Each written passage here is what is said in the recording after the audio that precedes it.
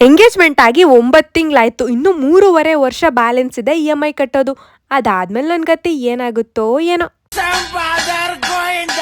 ಗಿಲ್ಲಿ ನಟ ಅಭಿಮಾನಿ ಅಂತ ಹೇಳ್ಕೊಳಕ್ಕೆ ಸಿಕ್ಕಾಪಟ್ಟೆ ಹೆಮ್ಮೆ ಇದೆ. ಯಾಕೆ ಹೇಳಿ, ಸಿಂಗಲ್ ಆಗಿದ್ರೆ ಏನೆಲ್ಲ ಬೆನಿಫಿಟ್ ಸಿಗುತ್ತೆ ಅಂತ ಟಿಪ್ಸ್ ಬೇರೆ ಕೊಟ್ಟಿದ್ದಾರೆ. 10 ವರ್ಷಕ್ಕೆ ಸೂಪರು, 20 ವರ್ಷಕ್ಕೆ ಪವರು, 30 ವರ್ಷಕ್ಕೆ ಪ್ರೆಜರು, 40 ವರ್ಷಕ್ಕೆ ಶುಗರು, 50 ವರ್ಷಕ್ಕೆ ಡಮರು. ಅದಕ್ಕೆ ಯಾಕೆ ಬೇಕು ಲವರು? 8 ವರ್ಷದಿಂದ ಬಿಗ್ ಬಾಸ್ನ ನೋಡ್ಕೊಂಡು ಬರ್ತಿದ್ದೀನಿ. ಈ ಪಟ್ಟಿ ಅಭಿಮಾನಿಗಳು, ಈ ಪಟ್ಟಿ ಕ್ರೇಜು. ಗಿಲ್ಲಿ ನಟ ಸರ್, ನಿಮ್ ಲೆವೆಲೇ ಬೇರೆ ಬಿಡಿ. 1+1 2. ನನ್ ಲವ್ ಯಾವತ್ತಿದ್ರು ಟ್ರೂ. ಜೀವನದಲ್ಲಿ ಯಾವ ಲೆವೆಲಿಗೆ ತಲೆ ಕೆಟ್ಟು ಹೋಗ್ಬಿಟ್ಟಿದೆ ಅಂತ ಅಂದ್ರೆ, ಈ ಕಡೆ ಮಿಂಗಲ್ ಅಂತೂ ಆಗಕ್ಕಾಗ್ತಿಲ್ಲ. ಸಿಂಗಲ್ ಆಗಿ ಸಾಯ್ತೀನಿ ಅನ್ನೋದು ಮಾತ್ರ ಕನ್ಫರ್ಮು. ಅದ್ರ ಮಧ್ಯದಲ್ಲಿ ಬೆಟ್ಟನ ಹತ್ತು ಇಳಿದು ಎಷ್ಟು ಆಳ ಇದೆ ಅನ್ನೋದು ಬೇರೆ ನೋಡಕ್ ಹೋಗಿದೆ. ಮಂಡ್ಯ ಹುಡುಗರ್ ಗತ್ತು ಗಾಂಭೀರ್ಯ ಅಂತ ಅಂದ್ರೆ ಏನ್ ಸುಮ್ನೆನಾ? ಗಿಲ್ಲಿ ನಟ ಸರ್, ಈ ಸಲಿ ಕಪ್ ನಿಮ್ದೆಯಾ?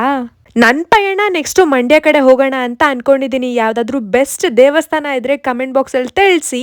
ಮತ್ತೆ ಸಿಗುವ. ಒಂದು ಫಾಲೋ ಮಾಡ್ಕೊಳ್ರಿ.